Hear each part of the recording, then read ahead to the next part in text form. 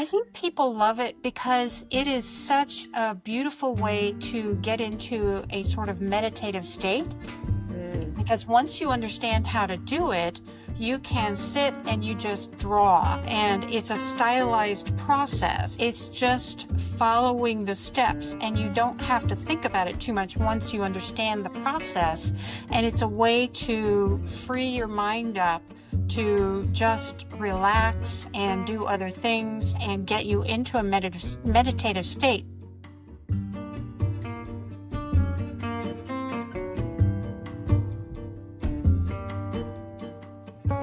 Welcome, Cheryl. How are you today? I'm well, thank you. How about you? Awesome. Excellent. Excellent, excellent. Talk to me about Celtic knots. Did I say that right? Because I always do the C wrong. Well, the way I say it is Celtic. That's my understanding about how the more customary way to say it is, but there are variations. There are people who do say Celtic. So I haven't looked it up to see which pronunciation I'm is not wrong. considered So correct. what is the history of them and why do people love to learn how to do them? Well, I think let's start with the history part. The history is it was developed in Ireland by the monks doing the sacred manuscripts somewhere around the 4th century-ish, somewhere in there. And it was developed as a decorative element for these beautiful sacred manuscripts that they were copying in the monasteries. And it was developed because they wanted to make these holy books beautiful. That was the idea, because they felt it's the same reason that they made cathedrals and other churches beautiful, because it was considered to be honoring to the divine. That was Right? why they did it. They felt that, God was worthy of having his holy word decorated in the same way as the worship space was decorated. So that was the concept. And there was no And TV, so they didn't have anything else to do. exactly. Yeah. And I think people love it because it is such a beautiful way to get into a sort of meditative state. Mm. Because once you understand how to do it, you can sit and you just draw. And it's a stylized process. It's a step-by-step process. So you know that first you do this, and then you do this, and then you do this, and then you do this. And it's just following the steps. And you don't have to think about it too much once you understand the process. And it's a way to free your mind up to just relax and do other things and get you into a meditative state, which is the natural state for a human brain. We don't always know Show that us in some our. examples. Do you have some examples, Sarah, that you can pull up for people to see? Yes, absolutely. I will be happy So, to show so you. just as a little bit of context, Cheryl is teaching a 7-week class on this starting next week.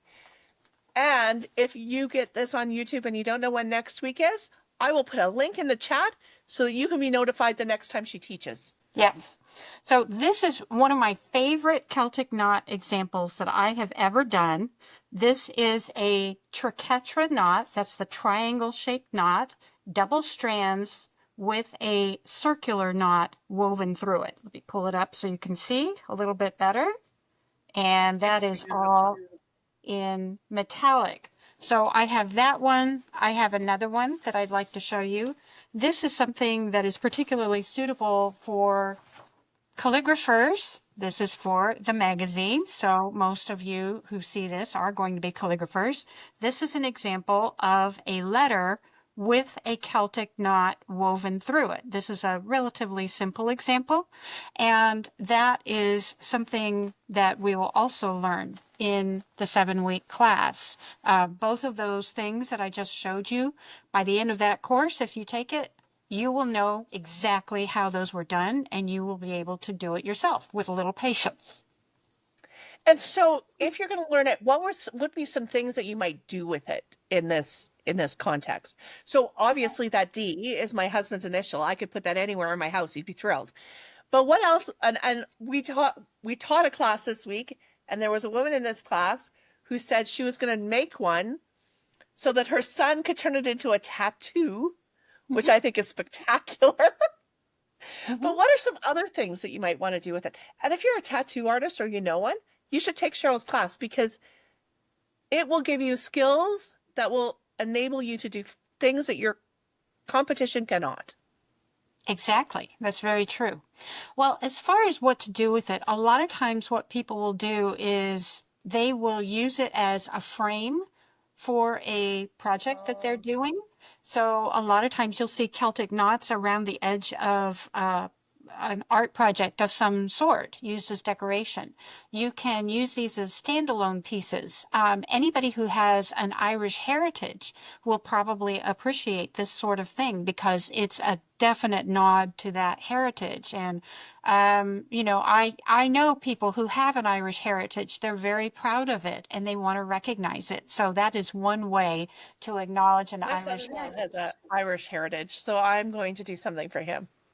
Yes, absolutely. So it's just a beautiful way to decorate things, any kinds, basically anywhere you would normally use art, you can use that. You can use it on a wedding invitation.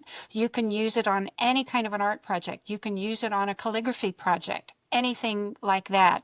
It makes a wonderful decorative element to include.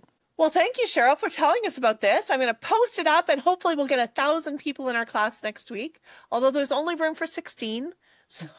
So if you're interested, be one of the 16, not one of the 1,000. And we'll see you next week. Thank you.